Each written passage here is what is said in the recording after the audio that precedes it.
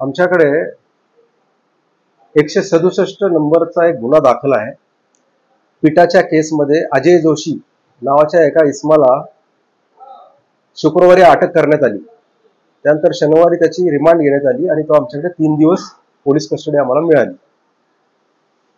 या अजय जोशीची जी पत्नी आहे त्या पत्नीला आमच्याकडे एका महिलेने, जिचं नाव आहे रेणुका अमित तिवारी, म्हणजे ज्या गुन्ह्यातली आरोपी आहे, आता आम्ही जो खंडणीचा गुन्हा दाखल केला त्यातली जी आरोपी आहे रेणुका अमित तिवारी, या रेणुका अमित तिवारीने तिला संपर्क केला आणि तुझ्या नवऱ्याला आम्ही लवकरात लवकर लॉकअपमधनं बाहेर काढतो, माझी NGO आहे, माझी पोलिसांशी ओळख आहे, मी असिस्टंट आहे वकिलाची, आणि तिला लवकर बाहेर काढतो असं सांगून तिनं पोलिसांच्या नावाने तिला घाबरवून तुलाही अटक करतील, तुला फरफडत घेऊन जातील केसाला धरून असं तिला भीती दाखवून तिच्याकडनं 1,10,000 रुपयाची खंडणी तिने वसूल केली।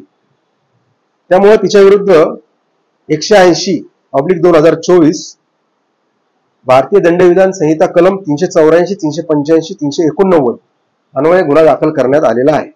सदर गुन्ह्याचा तपास पोलीस उपनिरीक्षक तायडे यांना दिलेला आहे। आज तिला कोर्टामध्ये हजर करून तिची पोलीस कस्टडी आम्ही घेणार आहोत आणि या गुन्ह्यामध्ये जो 1,10,000चा जो माल गेलेला आहे तो रिकव्हर करण्याचा आम्ही प्रयत्न करणार आहोत। यामध्ये या महिलेच्या वरती यापूर्वी देखील एक गुन्हा दाखल आहे।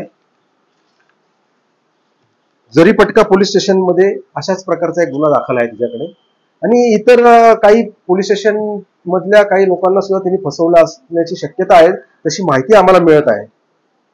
कारण हिची जी मोडस आहे, ही मोडस अशी आहे की पेपरला बातमी वाचते आणि ती बातमी वाचल्यानंतर त्या संबंधित पोलीस स्टेशनला जाऊन अटकेतल्या आरोपीला संपर्क साधून तुला मदत करते असं सांगून त्याच्या नातेवाईकांचे नंबर मिळवून मग त्या नातेवाईकांना ती घाबरवून पैसे अशा प्रकारे खंडणी गोळा करते। राजेश जाधव नावाच्या व्यक्तीचं तिने फिर्यादी, यातली जी फिर्यादी आहे आमची, त्या फिर्यादीला तिचा विश्वास पटावा म्हणून राजेश जाधवचं नाव घेतलं आणि त्याची मी बहीण आहे असं सांगितलं। परंतु राजेश जाधव या व्यक्तीला आम्ही चौकशीसाठी बोलून त्याच्याकडे चौकशी केली तर राजेश जाधव हा जो अजय जोशी आहे मार्केटमध्ये, त्या ठिकाणीच हा मार्केटमध्ये काम करणारा आहे, परंतु या महिलेशी त्याचा काही एक संबंध नाहीये। त्यामुळे राजेश जाधवने सुद्धा आमच्याकडे येऊन तक्रार दिलेली आहे की ह्या महिलेचा माझा काही संबंध नसताना तिने माझं नाव वापरलंय आणि त्यामुळे माझी बदनामी झालेली आहे। त्यामुळे त्यांनीही आज आमच्याकडे येऊन तक्रार दिलेली आहे, त्यानुसार आम्ही त्याची तक्रार सुद्धा घेत आहोत।